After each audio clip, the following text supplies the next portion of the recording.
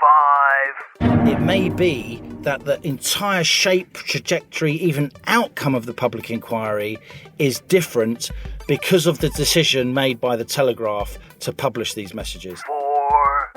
It's looking like a very good period for the so-called conspiracy theorists, isn't it? 3. Diversity does not mean the pluralism, diversity of viewpoints and ideas. You look at what's happening, it's the exact opposite. 2. The Windsor framework. Sounds like the royal clothesline, doesn't it, really? Clothes horse. The Windsor framework. 1. We have liftoff. Welcome once again to Planet Normal, the Telegraph podcast with Alison Pearson. Hello. And me, Liam Halligan. It's another news tsunami co-pilot, so strap yourself in for a rip-roaring journey on the rocket of right thinking. Rishi Sunak's brokered a new deal with the EU, but will it hold the road in the House of Commons and get the Northern Ireland Assembly up and running? Gloomier than thou forecast from the Office for Budget Responsibility turned out to be just that, as some of us predicted.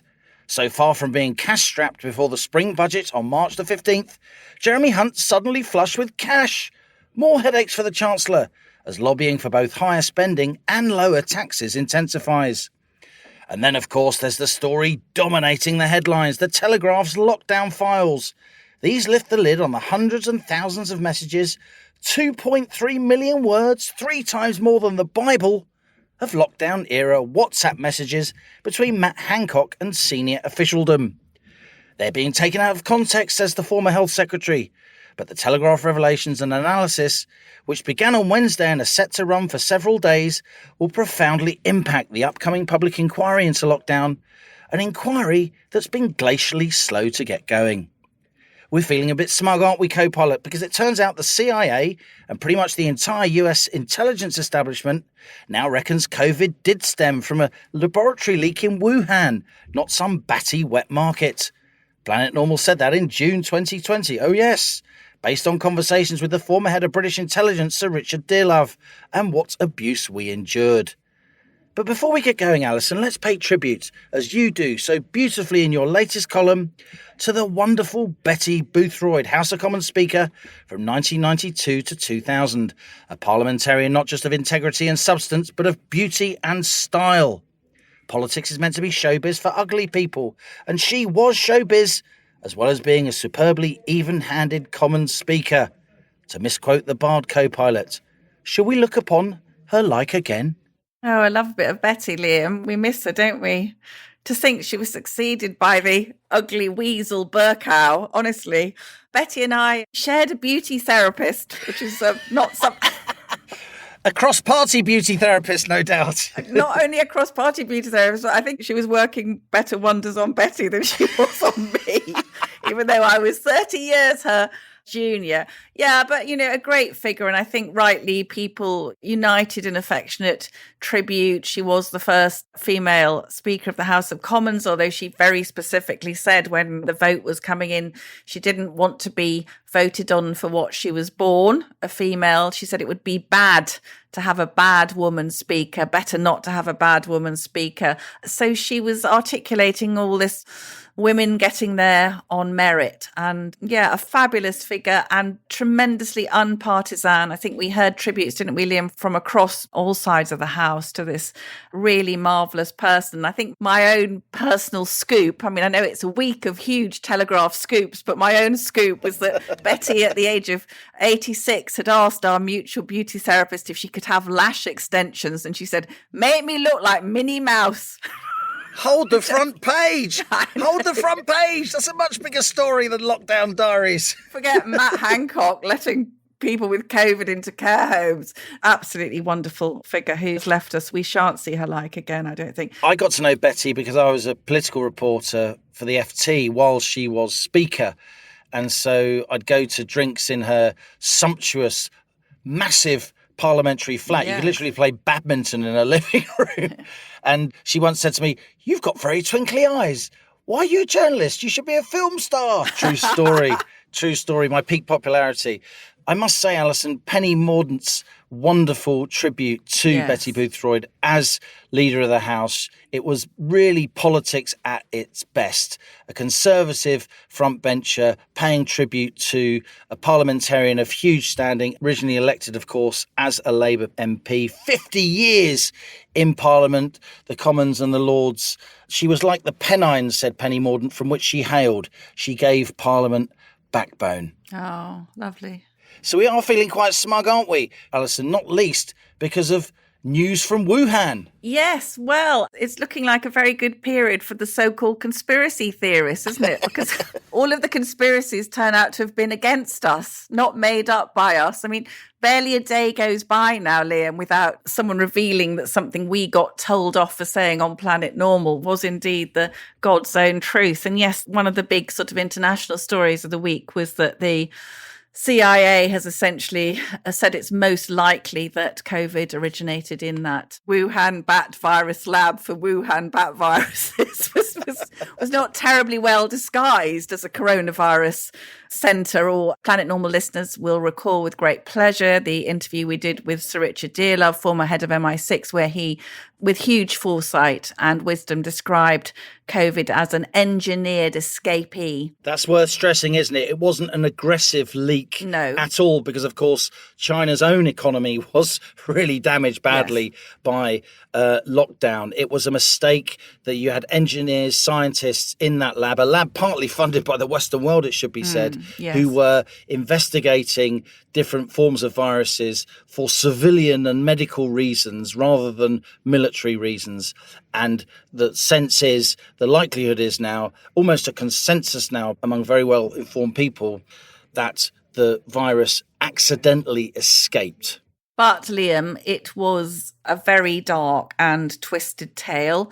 There are links, as you say, that the Wuhan lab was undertaking research work, gain-of-function research.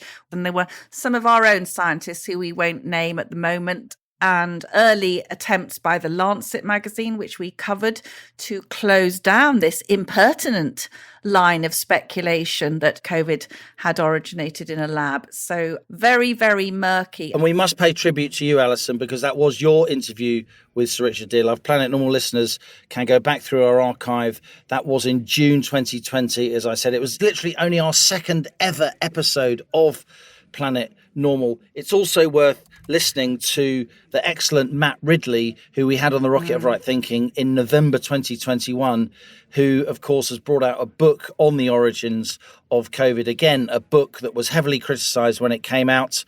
It's looking pretty good now. Certainly is. So, as you said, Lim, the huge story of the week is the Telegraph's fantastic coup, and this comes courtesy of the amazing, very, very talented journalist Isabel Oakeshott, who has passed to the Telegraph thousands and thousands of WhatsApp messages between Matt Hancock, when he was the Secretary of State for Health, and various officials, which gives us a completely riveting, not to mention jaw-dropping account of, I'm not sure that the planning would be the right word really, but the sort of self-justifying mayhem, arrogant self-advancement that was going on in government circles when, let us never forget, the government forced the nation into lockdown, unprecedented limits on civil liberties and so on. So these extraordinary lockdown files, which the Telegraph will be publishing over the next few days, they give us this unique insight into what was going on. And I think, Liam, that the reason this is so much in the public interest to make these private messages public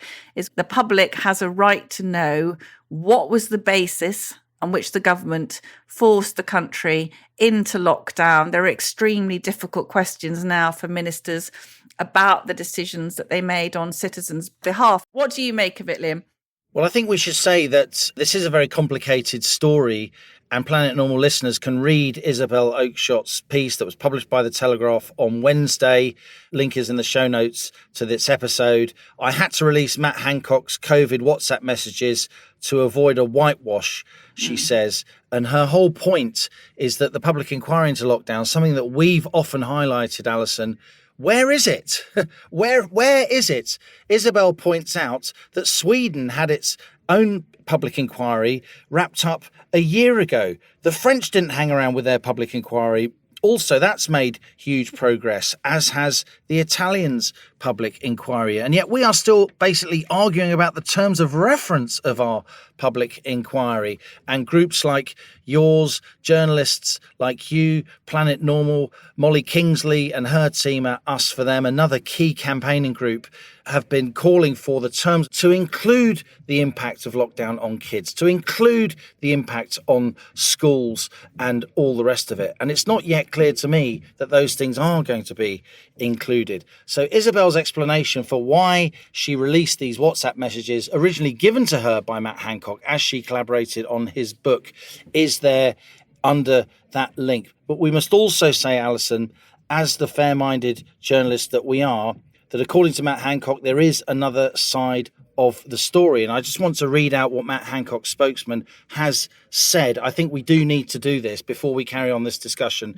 So these stolen messages, says Hancock, have been doctored to create a false story that Matt Hancock rejected clinical advice on home care testing. This is flat wrong, says the statement. On the 14th of April, he received a response to his request for advice from the chief medical officer that testing was needed for people going into care homes, which he enthusiastically accepted.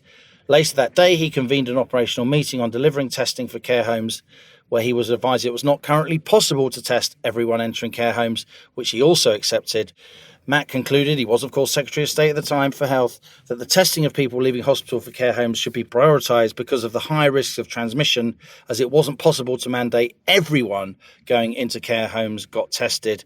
The Telegraph, says Hancock, have doctored messages by excluding a key line from the texts by Alan Nixon, one of the Secretary of State's official. Nixon says, I wasn't in the testing meeting, which changes the context, according to Hancock, of the exchange depicted in the article. It demonstrates there was a meeting at which advice on deliverability was given. By omitting this, the messages imply Matt simply overruled clinical advice, which is, in his words, categorically untrue. He went as fast as possible to expand testing and save lives. That is Matt Hancock's line, and he is for now sticking to it. We are, of course, obliged as journalists to read that out. He isn't here in order to defend himself. I have to say, though, Alison, there is so much in these messages, and I think they are going to profoundly impact the upcoming public inquiry as and when it really gets going. And it may be that the entire shape, trajectory, even outcome of the public inquiry is different because of the decision made by Isabel to release these messages and by the Telegraph to publish these messages. Well, I jolly well hope so, Liam, because what we are seeing, which is very disturbing, is the COVID inquiry. As you say, it's taken 18 months to even agree on terms of reference. I mean, talk about kicking it into the long grass. And they have got these things called core participants. And we are seeing groups like Independent Sage, which I think is a left-wing group, which lobbied for the harshest possible lockdown measures. Very, very paltry representation, as far as I can see from our side. Very little inclination to look into what Laura Dodsworth uncovered in her terrific book State of Fear about the nudge unit, the use of fear tactics, Project Fear, to coerce, to achieve complicity in these measures by the population, denying them proper, balanced information.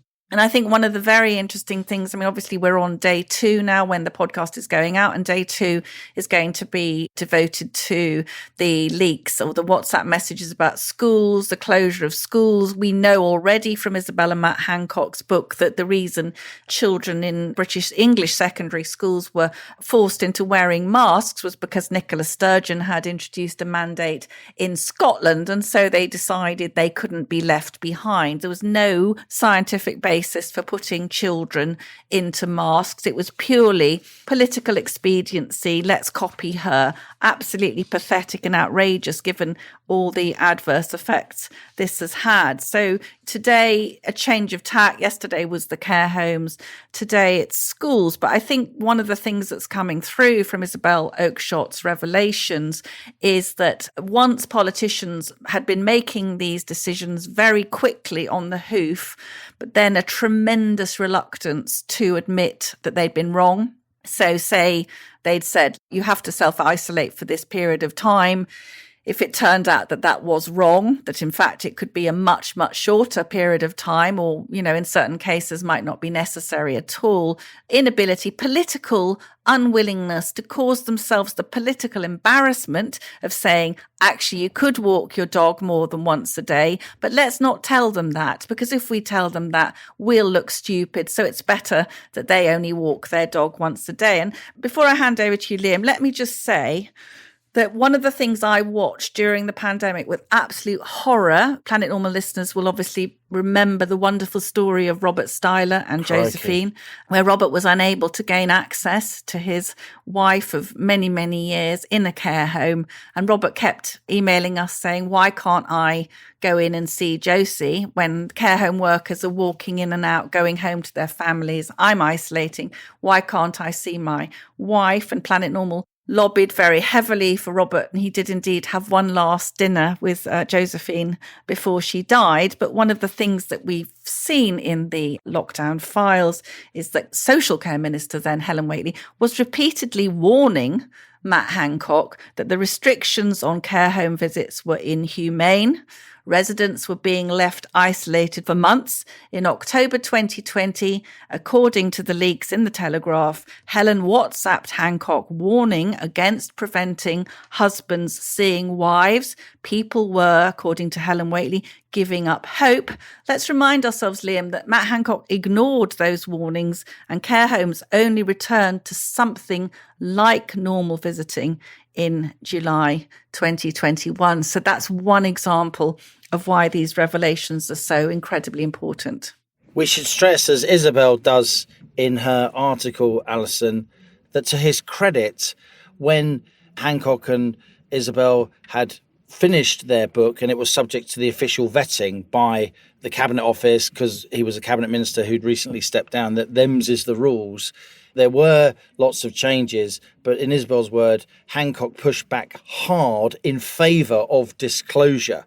That is to his credit. He was trying to be open to some extent, and we should say that in fairness. But I do think there are going to be many embarrassing revelations about what Lord Frost dubbed on Planet Normal COVID theatre, forcing the public to do certain things, whatever the inconvenience, whatever the economic cost, in order to maintain this idea that ministers were always right and they were just following the science. And as well as sort of political cost, I also think there may arise the question of legal culpability, of damages being pursued by certain quarters in response to government policy, if it turns out the policy wasn't built on a reasonable interpretation of the scientific evidence at the time. So it's an absolutely enormous story, and it's tribute to the importance of the story that it's just wiped off all the front pages.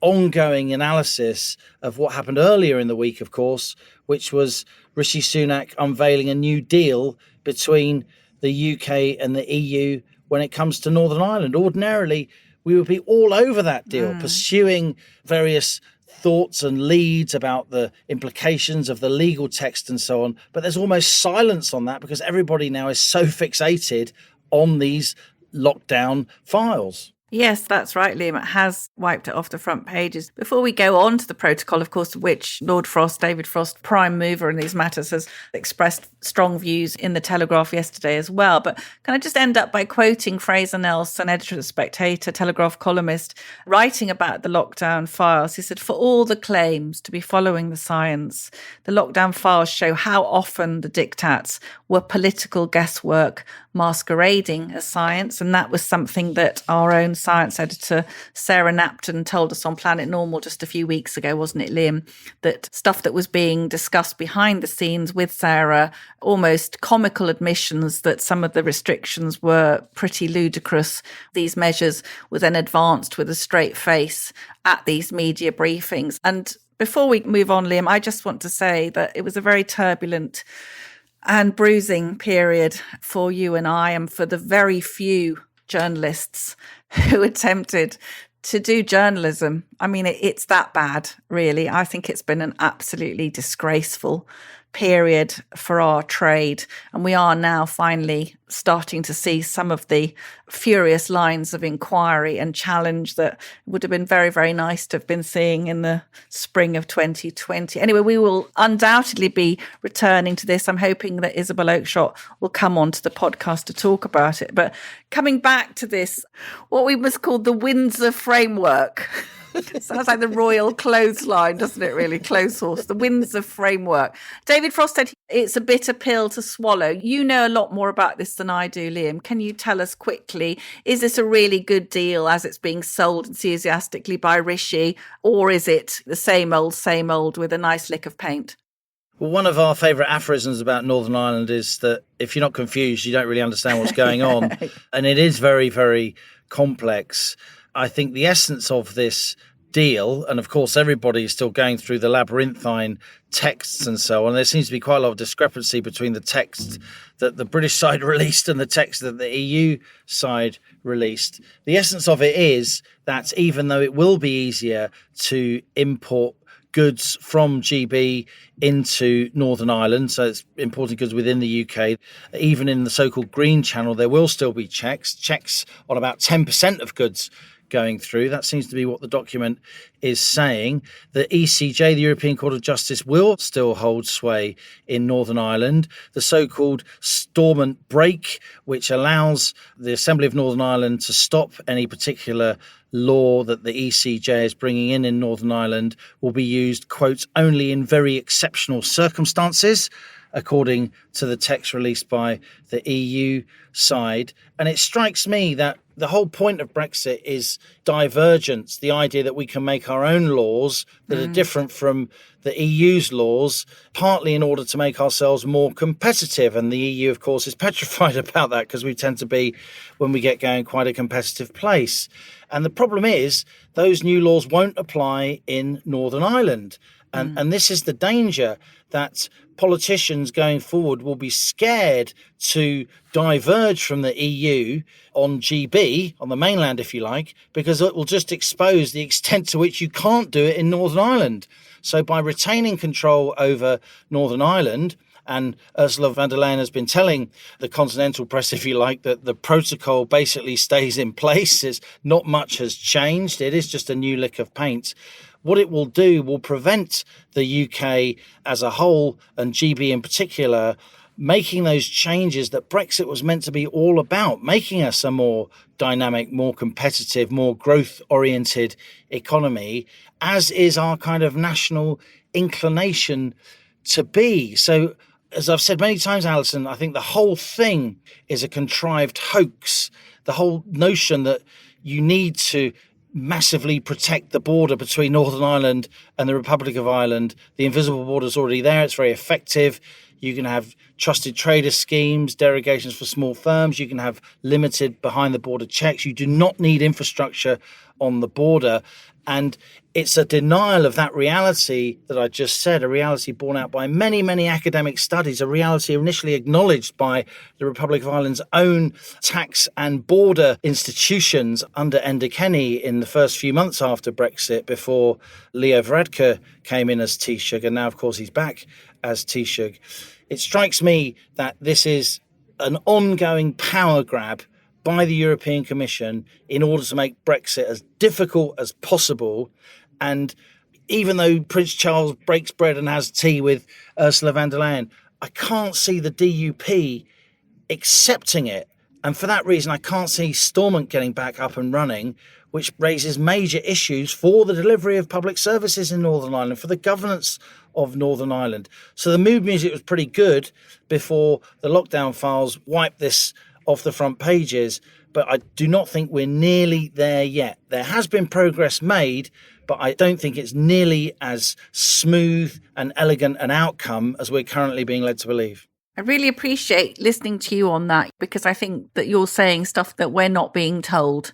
And I think you're digging down into it using your very deep knowledge of these things. I mean, it is true, isn't it, that Sunak can get this through the Commons without the DUP. Labour is fully on standby. I did think that the smiles on the faces of the Remainers and the cat got the cream grin on the face of Ursula von der Leyen, not just because she was a bit sweet on our Rishi, but I think they were looking jolly pleased with themselves. So whether this turns out to be a sort of backdoor for the Remainers, and I think we should remember, Liam, also that we are where we are because I think Boris and Lord Frost would have wanted to play more hardball. They would have liked to have had the option of no deal, wouldn't they? They'd like to have just withdrawn on WTO terms, but that choice was taken away from them by members of Parliament, predominantly Remainer Parliament. So I think we ended up in a much weaker position. I think, Alison, that is unanswerably true. If Frost and Johnson hadn't gone for the deal as it was at that point, we would have ended up with no Brexit at all, which I personally think would have been a democratic disaster, because the whole swathe of the British public, including lots of people who voted Remain, who rejected the idea of a second referendum, would have been deeply disillusioned. The situation we're in now is the Daily Star summed it up so well, as they so often do. On their front page the morning after Rishi's deal, it was something or other about Brexit. That was their headline, page 2. Because for the vast majority of people who are normal and don't nerd on about these things the way we do, they just want an end to Brexit. Brexit's led to arguments in their house. Their friends are all sick of it. No one wants to talk about it anymore. Stop going on about it. Most people who live in the UK, with all due respect to a wonderful part of the UK, have never even been to Northern Ireland. No. It's just make it stop. Yeah. And that's what Sunak is banking on, that he's going to be able to force the ERG to just go along with this, so he doesn't have to rely on Labour votes to get this through, with maybe a nod and the wink to them. If we can do this, we can stop the Brexit wars, we can win the next election, then we can open up this deal again. Because what this deal does show is that deals can be opened up if you try hard enough. And I think that is one of the cardinal lessons that a lot of the Eurosceptics will take away from this, if they do hold their noses and vote this through.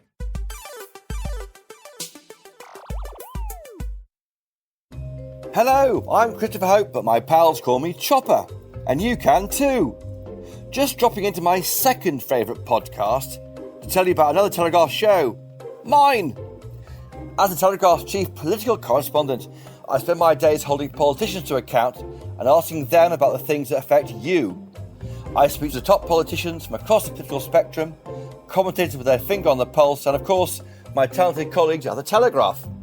So if that sounds like your cup of tea, please search Chopper's Politics wherever you're listening to this. Cheerio!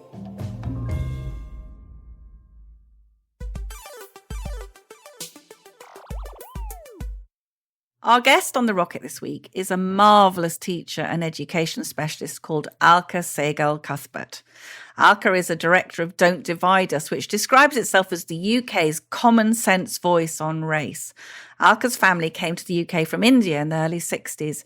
She lived in the upwardly mobile working class suburb of Hyams Park, where hers was one of only 2 non-white families. The young Alka adored school and said she wasn't even aware that she wasn't white until secondary school. I hate this woke ideology on race, Alka says, because it would have me rewrite my personal narrative that doesn't feel true or authentic. Singing hymns in assembly was a joy, not an act of cultural oppression. I think you're going to really love this guest, Liam. She's absolutely our kind of woman. Alka's professional career began 30 years ago as an English teacher in an inner London secondary school. Later, she did a PhD at Cambridge in philosophy and sociology of education. Alka now writes extensively on educational issues, including a book published by the Institute of Education, What Should Schools Teach? Disciplines, Subjects, and the Pursuit of Truth.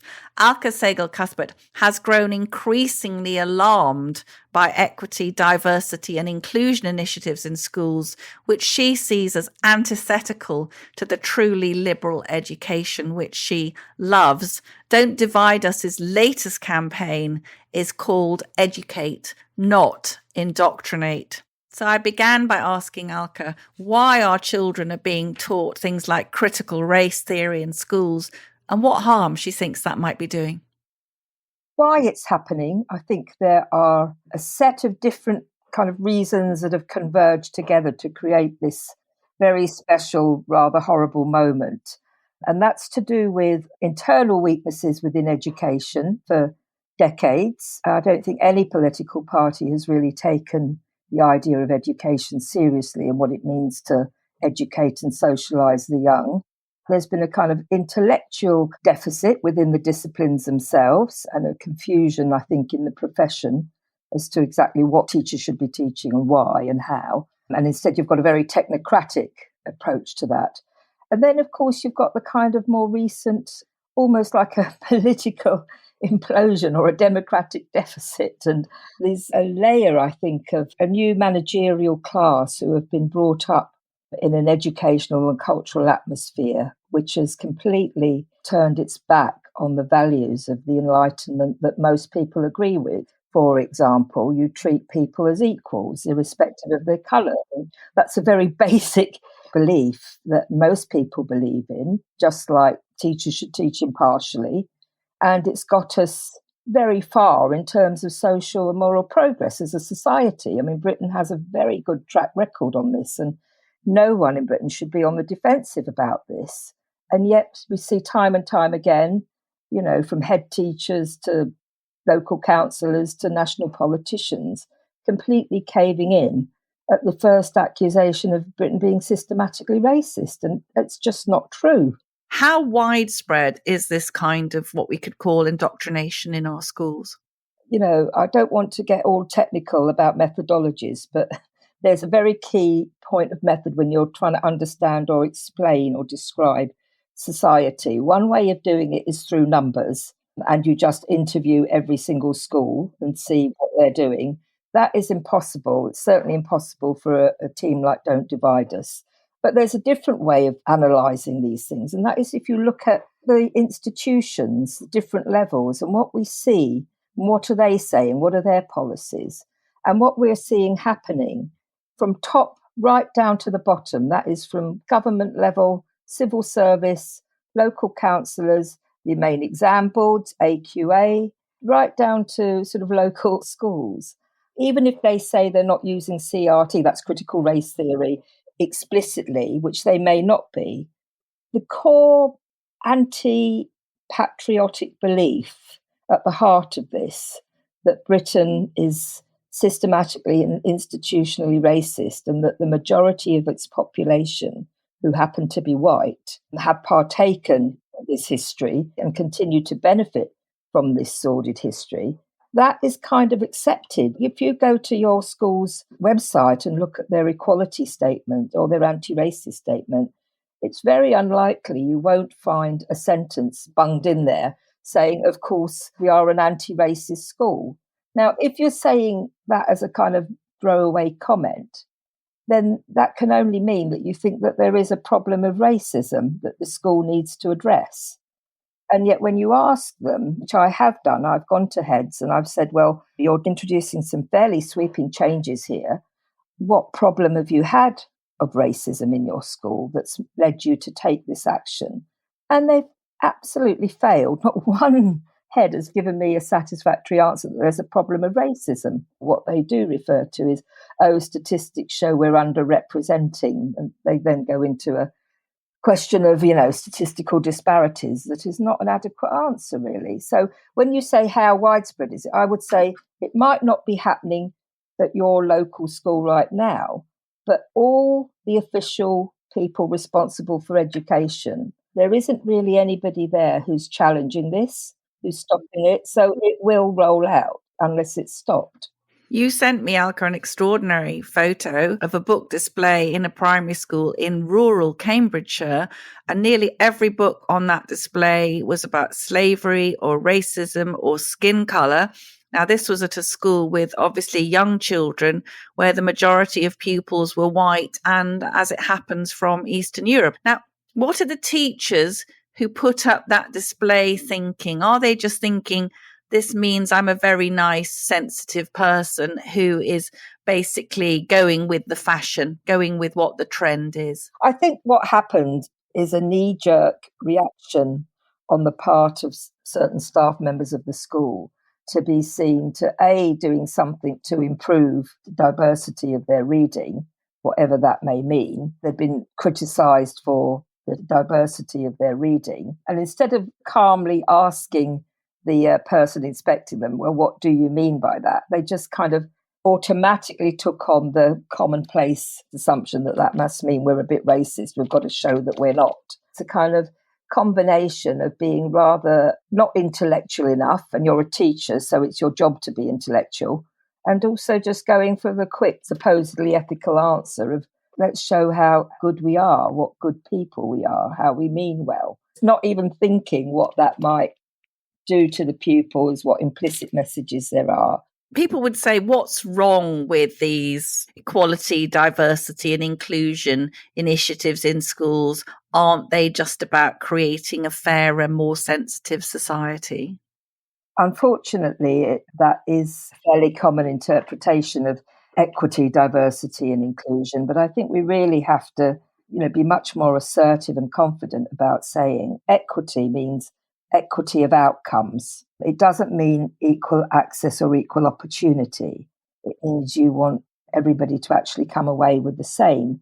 And if you think about it, that's a really stupid idea. We are all different, and it's because we're all different that we are not all going to come out of any process, whether that's the process of being a kid with parents or a pupil in a school, coming out the same, precisely because we are different. What it's actually doing is an attack on the kind of established normal belief. There's a common standard. As a kid, you go to school and you might be black, brown, white, or any combination of colours. And you might be rich, poor, or middle class, and your parents might read Shakespeare or they might just read The Sun. But when you go into school, you are going into a different world, a world of education. And there are different rules and standards that the adults there need to apply so that everybody can be educated. And what equity is doing is just sort of dismantling that at one stroke and saying none of that matters. The common standards, the common rules don't matter. You have to treat this particular group of individuals according to the colour of their skin differently. Yeah. Diversity does not mean the pluralism, diversity of viewpoints and ideas. You look at what's happening. It's the exact opposite. It's narrowing down. With Don't Divide Us, your organisation, the latest campaign is called Educate, Not Indoctrinate. I know you're planning to launch a petition on this very, very important issue, and they're going to be producing a report on the third-party organisations offering so-called anti-racist training in schools. Alka, I'm really interested in this. Who are these third-party providers providing material to schools and indeed businesses on trans, on racism? Are these organisations politically motivated, and are they making a lot of money? I think it varies. They vary from sort of 2 women and a dog outfits, and there'll be sort of local, usually quite young, and they are committed to a critical social justice causes, whether it's around gender or race, and they often go both together. And then they range from that to organisations that are very well funded. They have backing from Silicon Valley corporates, some of them. Flair, for example, is one that is used in many schools, including top public schools, and it presents itself, and some heads have presented their use of Flair as a data analyst company.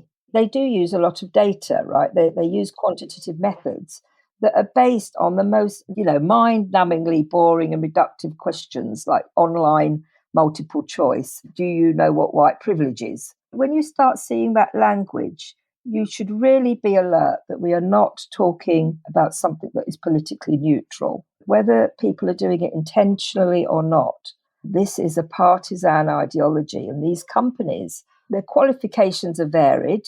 Very few are real scholars of education or disciplinary experts. Often they'll have a clutch of qualifications, possibly in a very kind of loose educational business or educational studies type thing. They're small businesses, right?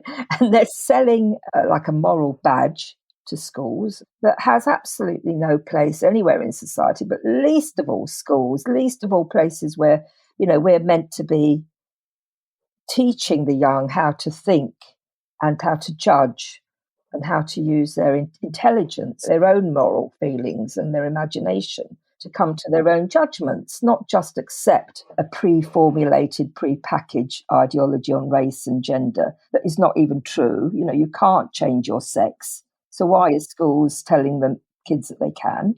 And Britain isn't systematically racist. So why are schools telling the children that it is? You know, it's so harmful in the longer term. Alka, this week we've seen 4 boys suspended from a high school in Yorkshire for causing cosmetic damage to a copy of the Quran. The head teacher has said there was no malicious intent by those involved. It seems to have been a bit of teenage silliness, yet leaders of the local Muslim community were not satisfied with that explanation.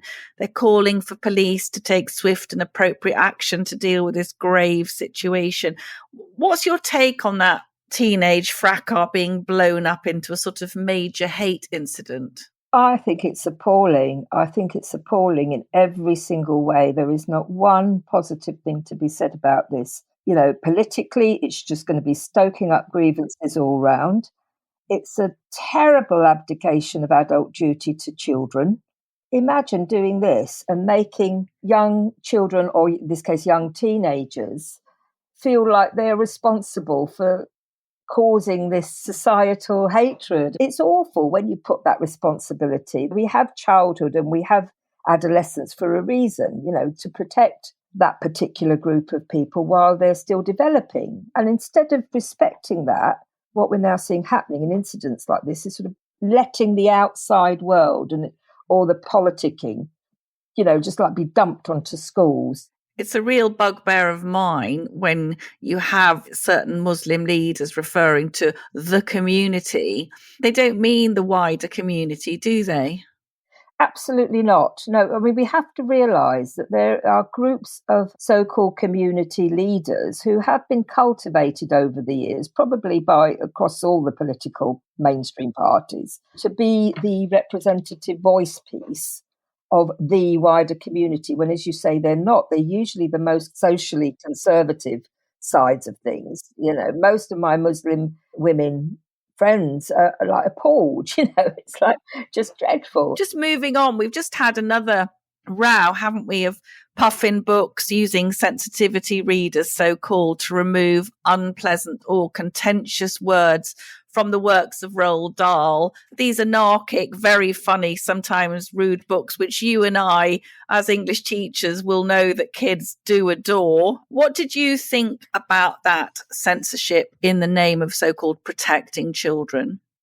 I think it's just pitifully ignorant. Politically, it's authoritarian. It is censorship. I think, you know, aesthetically, it's totally ignorant. It shows no understanding of how literature works. And I think in terms of child development, it shows absolutely no understanding of how children develop their sense of ethics and morality precisely through their imagination. The bigger and richer the imaginative material that we can introduce them to under our adult guidance, the richer that their inner lives will be. And if you're going to strip that out to make it sanitized according to your adult highly politicized idea of what is acceptable, you are denying children the chance to engage with exactly those kinds of ideas, you know, and the pleasure of transgression in a way that's safe. You know, if you're going to deny that, then I don't think we should be surprised if 10 years down the line they're transgressing in a way that is more literal. I mean, that can be a bit alarmist, I know, and that's a bit speculative, or it's highly speculative of me.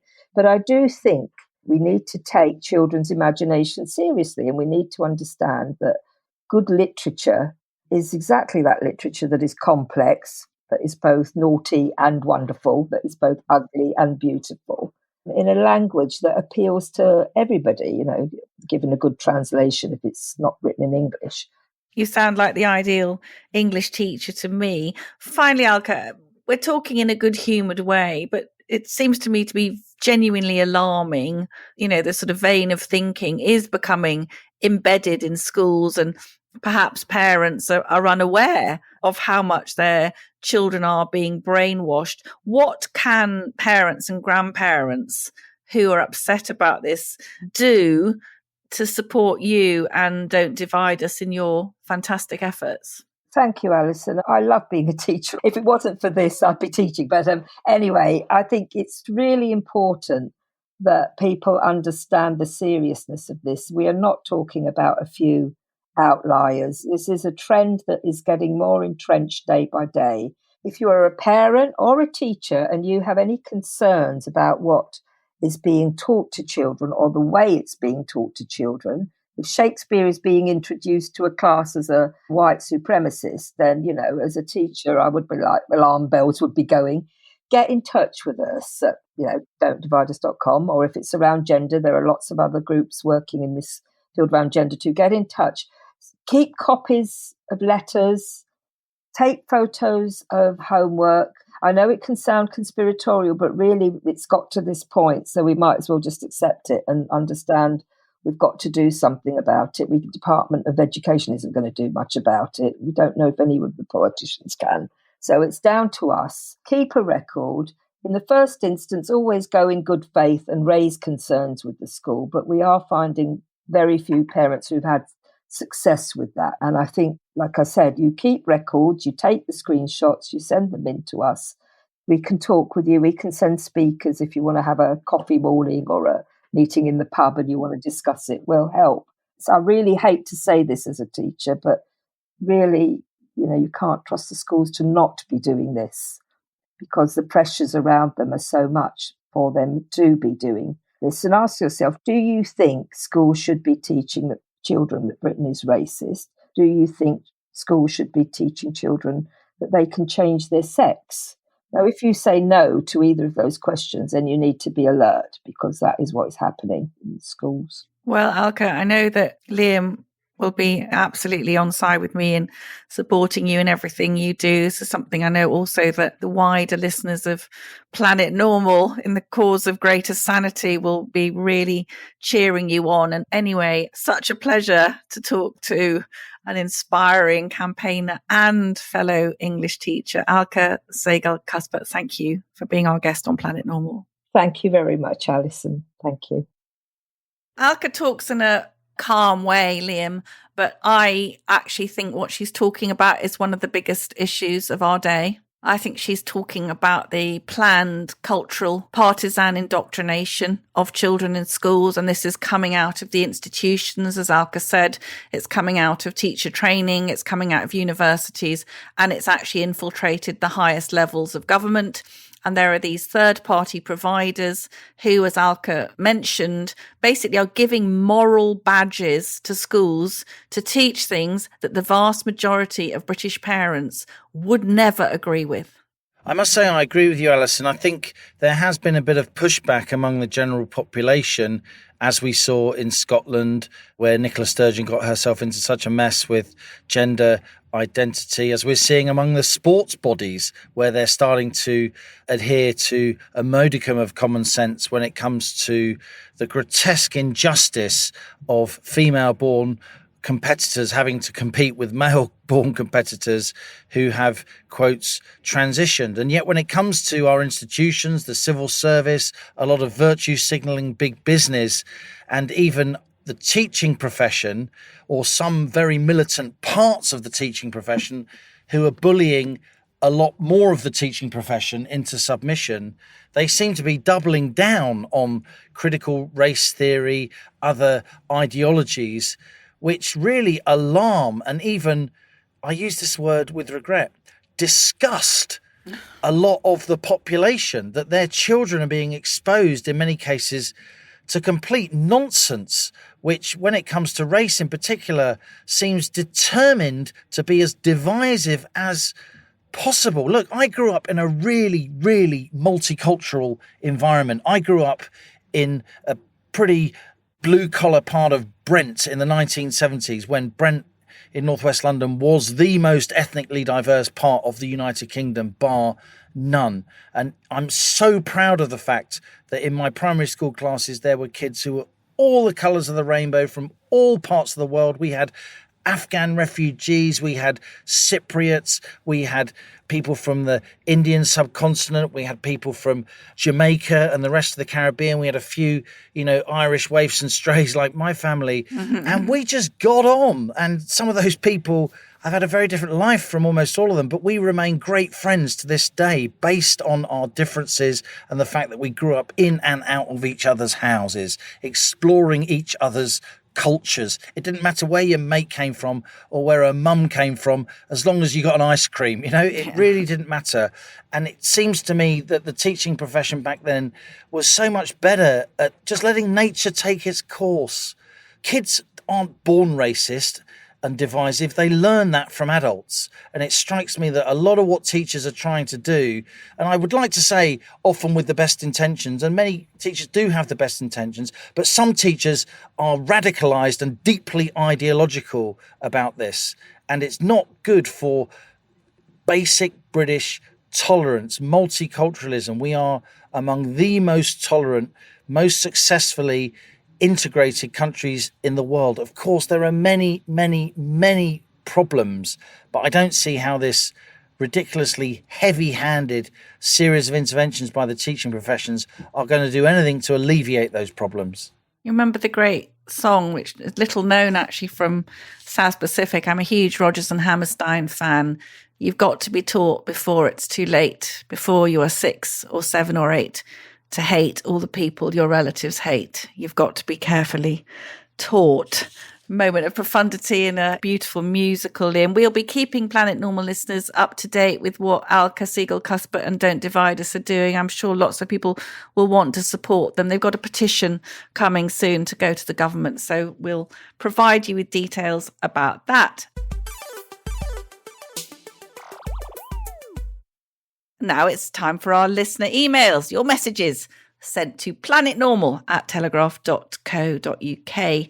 Please keep them coming. We absolutely love reading your thoughts. Obviously, a lot this week. Very quick reaction from various people on the Telegraph scoop of the lockdown files. Robert says, political expediency always seemingly trumps transparency. What Matt Hancock meant with his protective ring around care homes was really to say that the country was woefully unprepared, but we are scrabbling around doing the best we can with limited resources, instead of frankly lying. This was compounded by dogmatic drowning out of dissenting voices such as the Great Barrington Declaration. The government, therefore, deserves no slack whatsoever. It imposed utterly draconian controls on the population, ruthlessly enforced by the police to the minutiae, whilst electing to ignore and denigrate respected epidemiologists. Meanwhile, Hancock played his opt-out joker card, pleading the love of my life, a new relationship gambit. Tawdry conduct. Carpe says, this is very good, Liam. Lockdown was comfortably the most spectacularly moronic public health policy enacted in recorded history, a failure that could have been avoided by the basic safety net of a cost-benefit analysis. Instead, we had a government of scientifically illiterate cowards slavishly following popularity polls. We have a political class composed of liars, charlatans, and dross united in utter and complete ineptitude. Say what you think, Carpe. And now we are paying the price.